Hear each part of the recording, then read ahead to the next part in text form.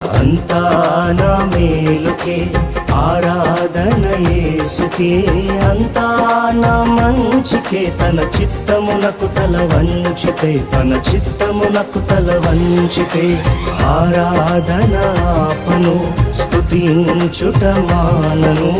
ఆరాధన ఆపను, స్తుతించుట మానను, స్తుతించుట మానను.